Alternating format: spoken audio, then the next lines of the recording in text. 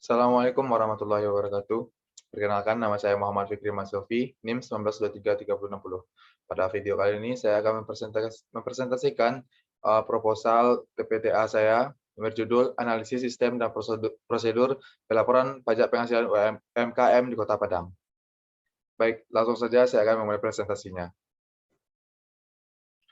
Yang bab pertama itu pendahuluan latar belakang. Di Kota Padang, menurut Dinas Koperasi dan Usaha Mikro Kecil Menengah UMKM Kota Padang, Sumatera Barat mencapai UMKM tumbuh sebanyak 2.953 di tahun 2017.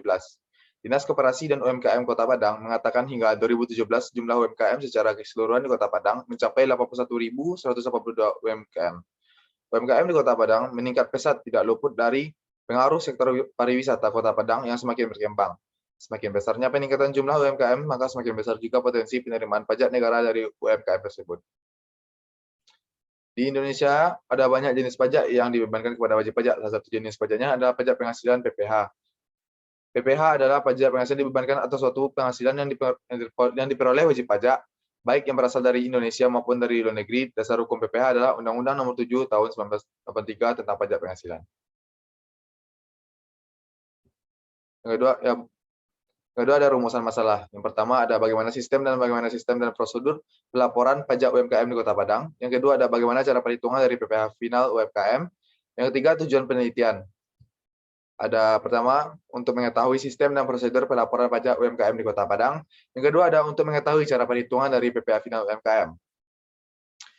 Ada manfaat penelitian. Yang pertama bagi penulis, memberikan kesempatan kepada penulis untuk menerapkan ilmu yang telah diperoleh. Yang kedua bagi instansi dapat digunakan sebagai penelitian menjadi acuan atau pedoman. Bagi pembaca diharapkan dapat digunakan untuk menambah pengetahuan pembaca dalam membacakan permasalahan yang sama. Masuk ke bab 2 itu tinjauan pustaka. Yang pertama ada pengertian pajak. Pajak adalah kontribusi wajib kepada negara yang terutang oleh orang pribadi atau badan yang bersifat memaksa berdasarkan undang-undang dengan tidak mendapatkan imbalan secara langsung dan digunakan untuk keperluan negara bagi kemakmuran rakyat. Bagian yang pertama ada pajak penghasilan. Menurut Siti, pajak penghasilan adalah pajak yang dikenakan terhadap subjek pajak atau penghasilan yang diterima atau diperoleh dalam 1 tahun pajak.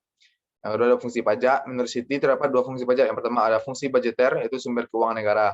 Fungsi budgeter adalah pajak yang berfungsi sebagai salah satu sumber penerimaan pemerintah untuk membiayai pengeluaran rutin maupun pembangunan sebagai sumber keuangan negara.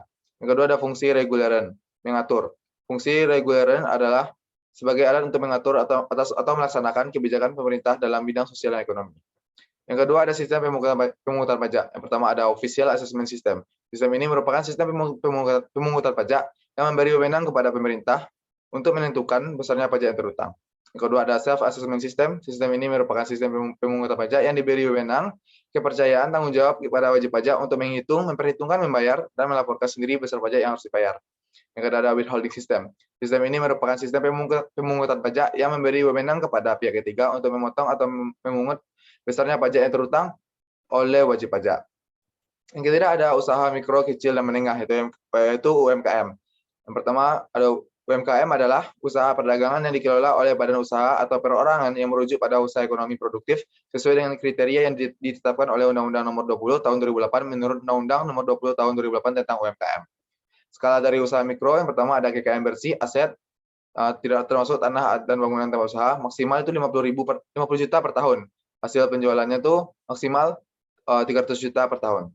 Skala usaha kecil, kekayaan yang bersihnya maksimal 50 juta sampai 500 juta, hasil penjualan atau omsetnya maksimal 300 juta sampai 2,5 M. Terus kalau usaha menengah, kekayaan bersihnya yaitu maksimal 500 juta sampai 10 M, hasil penjualan omset maksimalnya itu 2,5 M sampai 50 M. Itu lanjutnya pajak penghasilan final atas UMKM. Ketentuan perpajakan mengenai pajak penghasilan final mengikuti ketentuan yang diatur dalam PP Nomor 23 Tahun 2018. UMKM yang termasuk dalam kelompok yang dapat menggunakan tarif PPh final PP Nomor 23 Tahun 2018 sebesar 0,5%. Ini adalah wajib pajak yang memiliki peredaran usaha di bawah 4,8 M dalam setahun. Pengusaha UMKM yang omset bruto di bawah 4,8 M setahun dikenakan tarif PPh final 0,5% dari peredaran bruto setiap bulan dan harus dibayar setiap bulan. Bab 3, metode penelitian. Yang pertama, bentuk penelitian. Penelitian ini merupakan penelitian kualitatif. Yang kedua, lokasi dan waktu penelitiannya itu yaitu penelitian ini dilakukan pada kantor pelayanan pajak Pratama Padang 2. Rancangan penelitiannya yang pertama ada jenis penelitian yang dilakukan oleh peneliti adalah penelitian kualitatif. Tahapan penelitiannya yang pertama ada menentukan judul, mendefinisikan dan merumuskan masalah, mengumpulkan data, bagian dari mengumpulkan data itu termasuk dokumentasi dan studi pustaka. Yang keempat ada mengelola dan menganalisis data, yang kelima ada penyusunan laporan, yang keenam ada melaporkan hasil penelitian. Sumber data yang digunakan adalah data sekunder. Teknik analisis yang digunakan yaitu metode analisis deskriptif.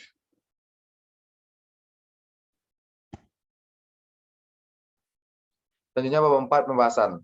Profil instansi. Kantor Pelayanan Pajak Pratama Padang 2 adalah unit kerja dari Direktorat Jenderal Pajak yang melakukan pelayanan di bidang perpajakan kepada masyarakat baik yang telah terdaftar sebagai wajib pajak maupun belum. Di dalam lingkup wilayah kerja Direktorat Jenderal Pajak, Kantor Pelayanan Pajak Pratama Padang 2 merupakan perpecahan dari Kantor Pelayanan Pajak Pratama Padang yang berdiri pada tanggal 5 Oktober 2015 yang berjalan di Jalan Pemuda nomor 49 Padang. Baik, hanya itu saja yang dapat saya sampaikan. Apabila ada kata-kata dari saya yang salah, saya mohon maaf. Saya akhiri. Assalamualaikum warahmatullahi wabarakatuh.